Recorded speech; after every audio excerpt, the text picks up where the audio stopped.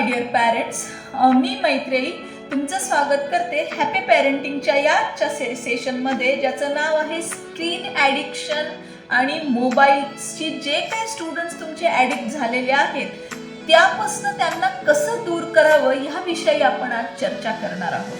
So my friends, आजच्या या सेशनमध्ये तुम्ही जसं की ऐकलं असेल आणि बघितलं असेल आणि अनुभवलं असेल की स्टुडंट्स हे खूप जास्ती स्क्रीनशी ॲडिक्टेड झालेले आहेत. सी, त्यामधला एक बेसिक गोष्ट मी तुम्हाला सांगू इच्छिते. बेसिक गोष्ट काय, एक अनुभव सांगू इच्छिते जो की रिसेंट अनुभव आहे. एका ऑफिशियल कामानिमित्त मी एका पुण्यातल्या एका नामांकित कॉलेजमध्ये गेले होते आणि तिथे थोडीशी भूक लागली म्हणून मी तिथल्या कॅफेटेरियामध्ये गेले. आता तिथे कॅफेटेरियामध्ये मी गेले त्यावेळेला मी हे बघितलं की 99% मुलं मुली जे की एकाच प्रिमायसिसमध्ये होते त्या कॅफेटेरियाच्या, आणि प्रत्येक जण तिथे मोबाईल चालवत होता. म्हणजे तो कॅफेटेरिया त्यांच्यासाठी एक जेवणाचं ठिकाण नाही, एक चर्चेचं ठिकाण नाही किंवा असं ठिकाण नाही की ज्यातून काहीतरी फ्रुटफुल बाहेर येईल. तर ऑन द अदर हँड त्या ठिकाणी ते स्टुडंट जाऊन फक्त आणि फक्त मोबाईल खेळत होते. कोणी गेम खेळत होता, जे मी ऑब्झर्व केलं ते मी तुम्हाला सांगत आहे. कोणी गेम खेळत होता, कोणी चॅटिंग करत होतं, कोणी रील स्क्रोल करत होतं, तर कोणी व्हिडिओ कॉलवरती आपल्या फ्रेंडसोबत नातेवाईकांसोबत बोलत होतं. पण कन्क्लुजन हेच की मोबाईल खेळत होते.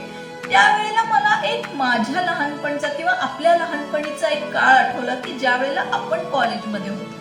सो त्यावेळेला काय व्हायचं माय फ्रेंड्स की कॅफेटेरियाज, पार्किंग एरियाज हे गप्पांचे आणि शेअरिंगचे अड्डे असायचे की ज्याच्यामध्ये आपल्या वयाच्या फ्रेंड्ससोबत आपण हसत खेळत खिदळणं, हसणं, टाळ्या देणं, त्यानंतर एकमेकांचे सुखदुःख शेअर करणं, मदत करणं, ह्या सगळ्या गोष्टी. आणि आज जे मी बघितलं ते मुलांना शेजारी कोण आहे याचं काहीच हे नव्हतं. बरेच स्टुडंट्स ॲडिक्टेडली म्हणजे ॲग्रेसिव्हली तो मोबाईल चालवत होते की जसं की त्यांच्या हातातून जर तो मोबाईल घेतला तर काहीतरी होणार आहे अशा पद्धतीने. आणि हा प्रॉब्लेम आय एम शुअर तुमच्या सगळ्यांसोबत कुठे ना कुठेतरी घडलेला आहे किंवा तुम्ही अनुभवत आहात.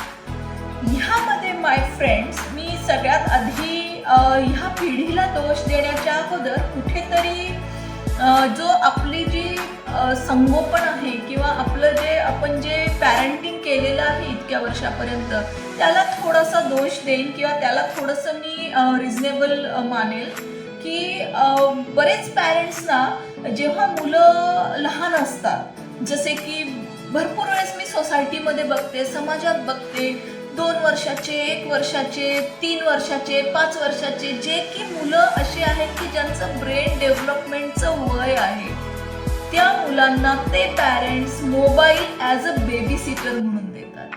आणि हा प्रॉब्लेम माय फ्रेंड्स तुम्ही सुद्धा नक्कीच एक्सेप्ट कराल की येस, तुम्ही सुद्धा कधी ना कधीतरी तुम्हाला स्वतःला काम होतं या कारणाने तुम्ही मुलांच्या हातात मोबाईल दिला, TV दिला आणि चल बघा अशा पद्धतीने तुम्ही पण कुठेतरी बिहेव केलेला आहे. हा बेसिक प्रॉब्लेम आहे की मुलांना त्या एजमध्ये मोबाईलचं व्यसन लागलेलं आहे. आणि आता ती गोष्ट एवढा खाली आलेली आहे की 2 वर्षाचा, 1 वर्षाचं सुद्धा मूल बऱ्याच वेळेस आपण बघतो की जर मोबाईल नाही दिला तर प्रचंड रडतं ते.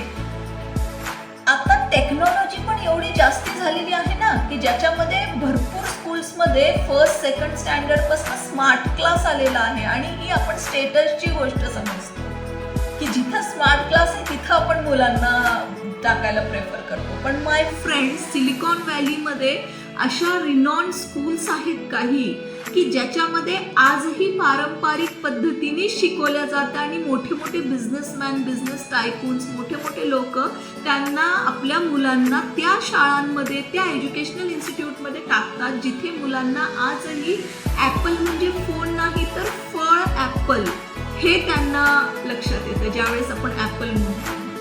सो इथे दोष तुमच्या संगोपन पद्धतीचा नाहीये तर तुमच्या थॉट प्रोसेसचा दोष आहे. तुम्ही सुद्धा बिझी होते, आय ॲग्री. पण ह्यामधूनच जर आपल्याला मार्ग काढायचा असेल तर माझं अपकमिंग सेशन नक्कीच तुम्ही जॉईन करू शकता, ज्यामध्ये आपण 1 to 1 बोलू शकतो. आणि तुम्हालाही जर ह्या रिलेटेड काही सोल्युशन्स पाहिजे असतील तर डेफिनेटली तुम्ही मला कॉन्टॅक्ट करा. कॉन्टॅक्ट नंबर स्क्रीनवरती आहे आणि आपण नक्कीच भेटून 1 to 1 सेशनच्या द्वारे तुमचा प्रॉब्लेम सॉल्व्ह करूया. Thank you so much. Stay connected and happy parenting.